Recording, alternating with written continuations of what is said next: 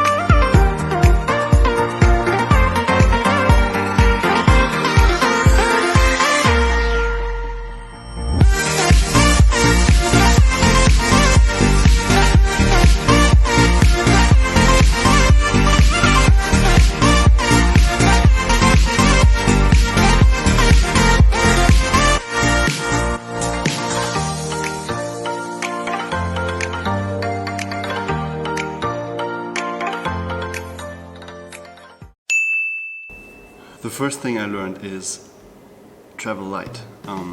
I bought the big suitcase some years ago. It's like a suitcase that you check into the checked luggage at the airport, and that normally costs a bit more. For international flights that's included, but if you take those short flights, let's say here in Europe, you always have to pay extra.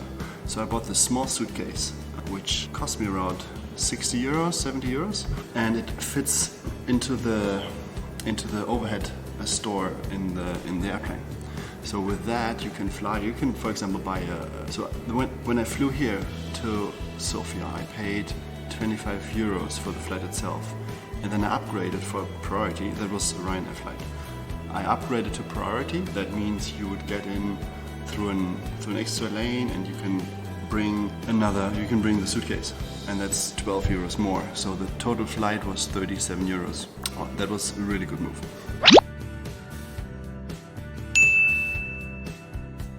Thing number 2 I learned is traveling unlocks creativity.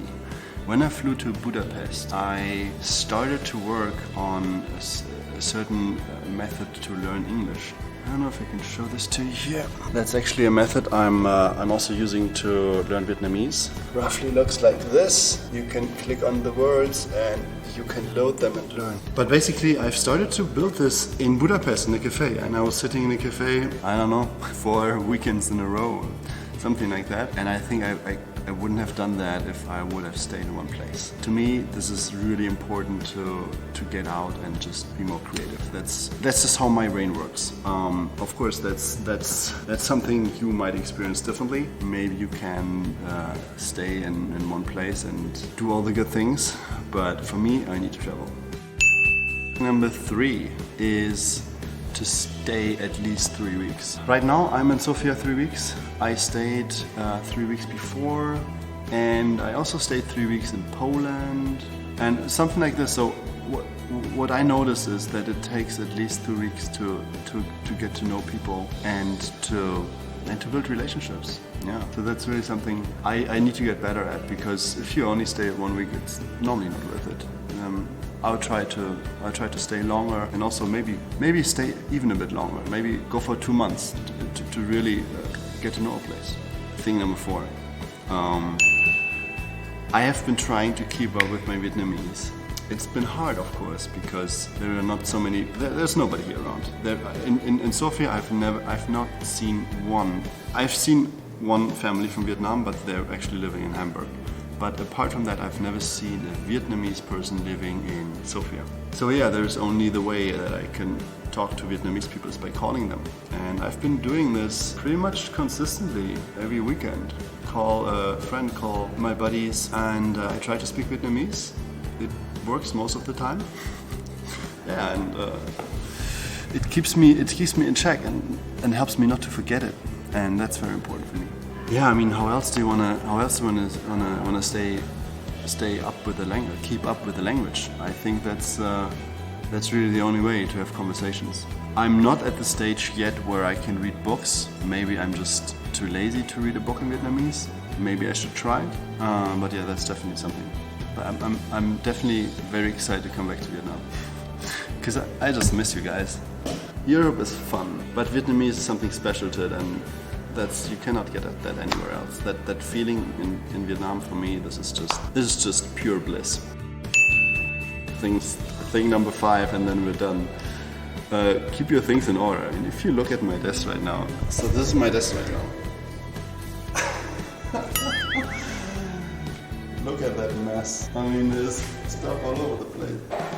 What I really mean by this is, of course, I'm a messy. It just happens. I lose order when I travel, and I like to keep my things there with me, right?